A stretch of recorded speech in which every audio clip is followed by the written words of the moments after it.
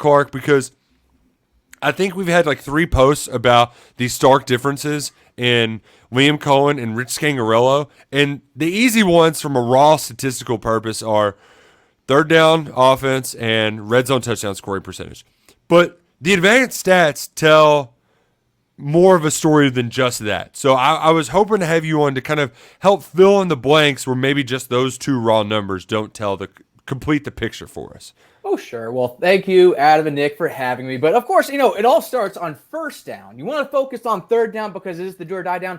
Kentucky went from being the most successful first down offense in 2021 to dead last. So that is just inherently setting themselves up for failure. The best third down offense is an offense that can avoid third downs the best. It's that simple. Look, that is a very good way. You can't. And here's the thing, Clark.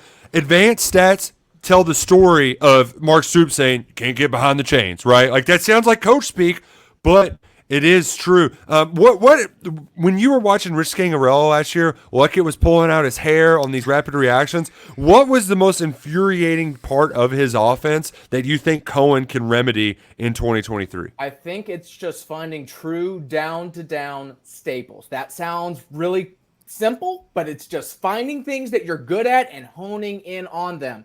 Last year, outside of Vanderbilt, no SEC offense dedicated a lower play share to their top concepts than Kentucky. Week in and week out, it was consistently consistently different things than what you saw the previous week. Of course, he tried to keep defenders in the dark, but at the same time, he kept his own players in the dark because they had to basically learn how to do these intricate double motion types of plays, very clever design, very crafty designs. But at the same time, you're asking a lot from your players on a week-to-week basis, and obviously it just didn't work out on the bottom line. Yeah, you mentioned that efficiency, Clark. Back when Cohen was here in 2021, Kentucky was one of the most efficient offenses in college football per success rate metric, which is pretty much staying ahead of the chains down by down. Mm-hmm. But they had a cheat code with Chris Rodriguez and a great run blocking offensive line. How sustainable do you think that is moving to next year when maybe you don't have that? So that's very concerning. No doubt about it. I have been a big caper for Chris Rodriguez. In case for the folks at home do not know, ACC StatCat, we chart every offensive snap since 2018. Only one SEC running back that has gotten at least 60 carries in the season has averaged over 3.9 yards after contact. Chris Rodriguez, who did it 4 times. I have a statistic called adjusted gumption rate that tracks, on average, if you're hitting the backfield, how does that turn into a positive gain? Chris Rodriguez has a clip over 50% 3 straight years. He's a true eraser. He moves the pile. And oh, yeah, he just led the conference in broken tackle rate this past season. So when you're looking at the team, when you're taking away all those other carries, when it's either Wright or anyone else, Smoke, anyone else, 4.1 yards per carry, only a 2.5 yak, a 23% broken tackle rate, which is almost exactly half of Chris Rodriguez's individual clip. So when you're looking at Ray Davis, the new guy in town, these stable metrics are things I like to look forward to. No matter what type of blocking you are given, can you be relied on to move the pile, make somebody miss, and get yardage? Well, Mr. Davis, unfortunately, was a bang average SEC running back in these stable metrics. So that's yards after contact, broken tackle rate, and adjusted gumption rate. So even though, yes, he was dealt a really crappy hand playing behind that offensive line, it could be a little bit of what he could be expecting if the line at Kentucky does not come. So we also know how Chris Rodriguez was also a major barometer on the play-action pass game. He really did help things on the back end come open. But, of course, studies have shown even if you cannot run the ball effectively, play action should work. And, of course, that was one of the major things that I think Cohen did compared to Scangarello to help our deep passing game was utilize more play actions on those deep passing concepts. And now you've got a new quarterback under center who is much more proven than the last guy when he showed up to Lexington. Even though we've got the injury prone, everybody's worried about Devin Leary staying healthy. But when healthy, he's been pretty darn good. What do you think is the best part of Devin Leary's game that really sets him apart from his predecessor? Accuracy. And that matters when your job is throwing the football. So I just did an impact study, which looked at basically the top 40 returning passers against their hardest opponents. For Leary, of course, this past season wasn't too great, but consistently strong, contested tight window accuracy, consistently strong mid-range accuracy. Now, obviously, when you have a hurt shoulder or hurt upper body, your deep accuracy is going to be a little bit sour. But those are two things that were consistently great. And why do I bring that up? Because when you take out uncatchable targets and you look at Mr. Dane Key, only one other SECer last year turned in a better contested catch rate and success rate. So, yes, you'd like to think that he can absolutely help elevate, whether it is taking advantage of a tight window short in that bang-bang play right ahead of the sticks or throwing someone open beyond the sticks for a key completion. Man, I didn't know Dane Isn't Key that was sexy? kicking that kind of ass. Yeah, that is sexy. Isn't that sexy? Which I got to say, your performance at SEC Media Days, it was a breakthrough performance. We had Sam Pittman thinking you were Garth Brooks. We had Josh Heupel raising his eyebrows at you, and then you were on with our guy Andy Staples. So, Clark, you really been pitching your fastball as of late, and I appreciate it. I do, because man, you're freaking killing it right now, dude. Well, I appreciate that. I appreciate the kind words. I really do. I really do. And Clark, just big picture here. Cohen's only 1 year work. We've seen Brad White for longer. Yeah. For a guy that charts all these games and goes through the numbers, how would you just rate like the coordinator combo here in Lexington? As far as offensive, defensive, absolutely top 4, if not top 3. Obviously, when you have someone like Nick Saban, he's almost a de facto defensive coordinator for Alabama. Though Tommy Rees, jury's out on him, but it looks like he has a lot to prove. But just because of how consistent Kentucky has been, they're a bend don't break defense. They're one of the few SEC defenses in league play each of the last 2 seasons who have a higher placement in overall ranking in first down touchdown rate allowed than success rate allowed. So that means they might not be as strong on a down-to-down basis, but they're still very, very good at getting defenses off the field and preventing conversions, because, of course, that's the name of the game. And this past season, only the national champions had a better first down touchdown rate allowed than our Kentucky Wildcats. So, we like to have a little bit more defensive backs on the field, a little bit lighter boxes. When you have those big bodies like Deion Walker, one of my top 5 SEC Franks ahead of this season, 6'6", 345, who you can line up in the 3 technique, nose, and at the edge, depending on the situation, where he can just occupy and open up things on the back end. Well, having the investment on the back end has led to Kentucky being consistently strong in generating pass havoc. And that has led to turnover-worthy plays, which, of course, a lot of defenses are kind of setting themselves up for. So even though the big concern with this scheme has been, kind of not getting the job done in terms of sacks, they were bottom 3 in sack rate in SEC play against SEC defenses this past season, but they were top 4 in pressures. And that led to the top turnover-worthy play rate, which led to, of course, a top 3 turnover rate as well. So the name of the game might not be winning every down, but it's just living to fight a advantageous situation and set yourself up to create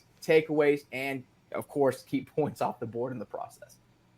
I just appreciate, Clark, that explanation, because I've heard like our guy Van House, who's a former Wildcat that breaks in film on Twitter, talk about how sacks are kind of lucky. And I'm like, okay, well, that's the dumbest thing I've ever heard. And Brad White talks about, it's not always about sacks. It's about affecting the quarterback. And that is a way to illustrate with advanced stats how life's not always about sacks. It's about making the quarterback make mistakes by putting pressure on him in the pocket. And that's what Kentucky is actively trying to do this fall. That's a huge point of emphasis for the Cats with their experience front 7 in 2023.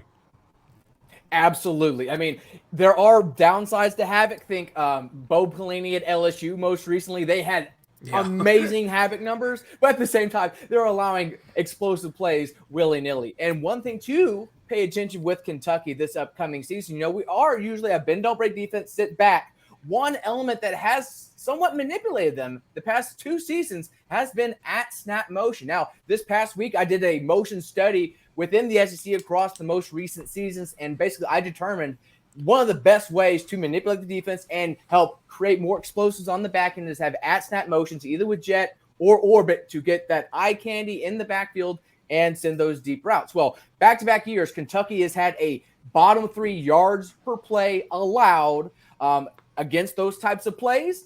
Even though in 2021 they didn't necessarily defend these types of plays on a down-to-down basis, but only Texas A&M this past season in SEC play saw more at-snap motion snaps against. So that is really concerning, considering you like to think that this defense does do a fairly good job capping plays, but it seems to be a vulnerability just based on how they do react to certain types of actions. So that's one thing to just just keep in the back of your mind. But still, again, very, very nice, preventing things down to down against aerial attacks. Of course, when you don't have as many people in the box, you do invite the run. So the run stuff's not as great. Tackle for a loss, not so great, but still as presently constituted, easy for me to say, few defensive schemes are better set up to stop the modern attack that Kentucky's moving forward within this conference.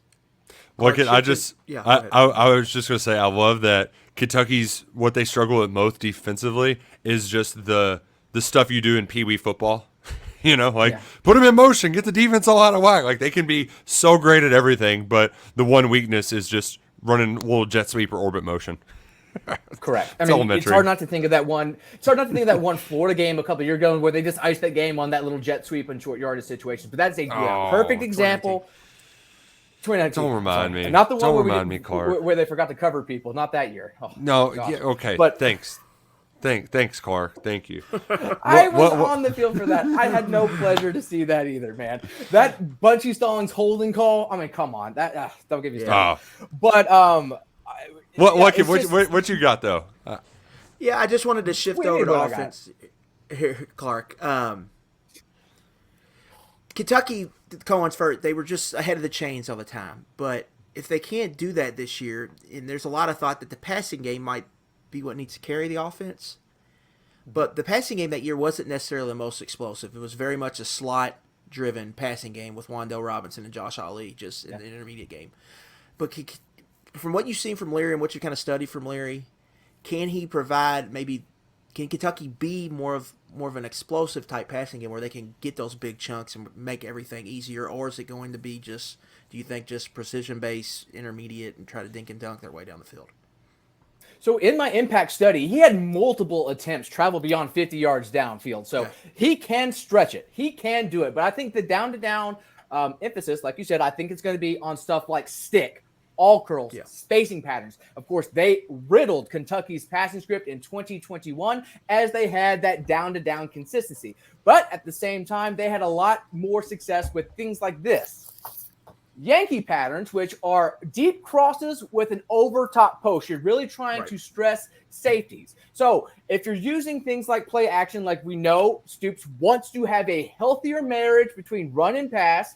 When Cohen was here last, a 44% first down pass rate. This past season, that dropped 10 percentage points to where they only passed the ball on a third of their of their tries in meaningful minutes, which of course is not a healthy marriage. It is very abusive. And as we saw in SEC play, it really, battered and bruised this offense, for lack of a better word. So yes, being a little bit more balanced in the Mike Leach sense, where you're trying to have a little bit more usage between certain looks and getting the ball into certain people's hands, as opposed to true 50-50 run pass. But at the same time, you do not want to skew that far into that extreme like Scangrello found himself in. Of course, not down in distance, but certain game situations kind of influenced him. He was a little bit more risk adverse in that sense, but still quick to remind you, when Cohen was here in 2021, we went freaking 8 weeks without completing a deep pass pattern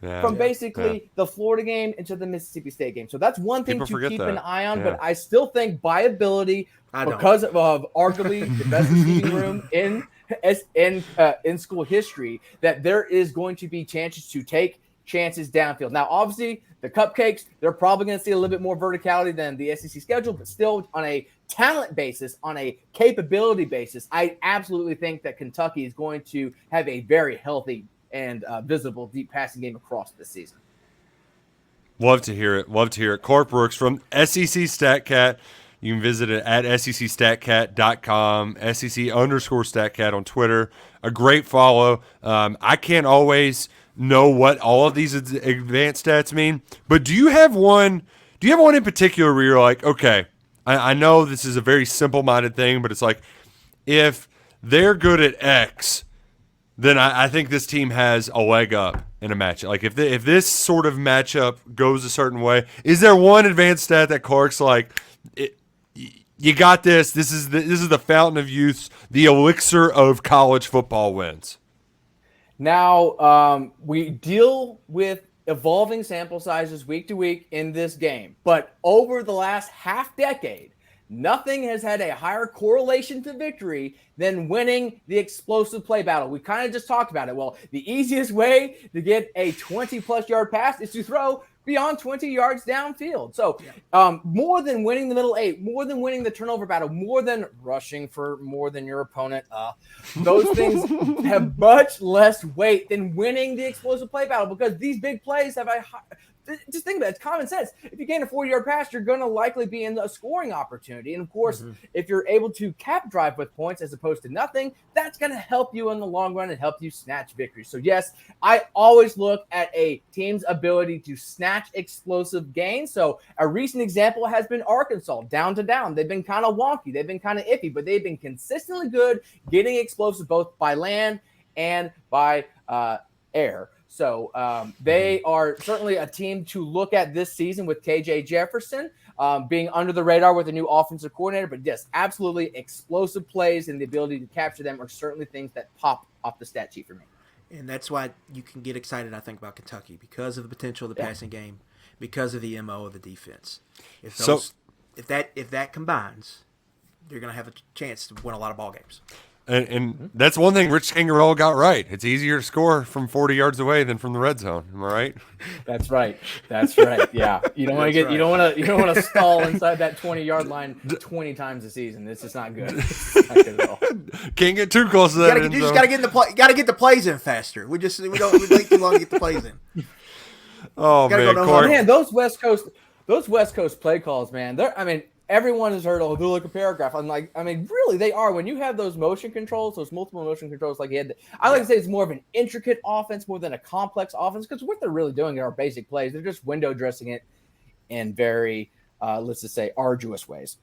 Yeah, very detailed words. That's why Mike McDaniel's getting delay of games in the NFL playoffs on 3rd and 1. Well, that or he's vaping. He might be a little spacey. That might be a little bit TBD why he was actually a little slow to get those in, but it could be both.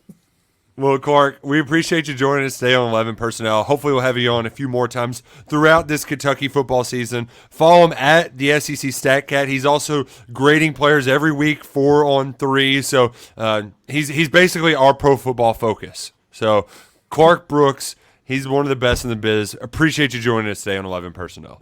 Thanks, Clark. Nick, Adam, you guys have a good one. You too, Clark. It was a lot of fun. It was a lot of fun. I love Clark's got some juice, man. He's got some juice. Yeah, I need some of that juice hooked up to me.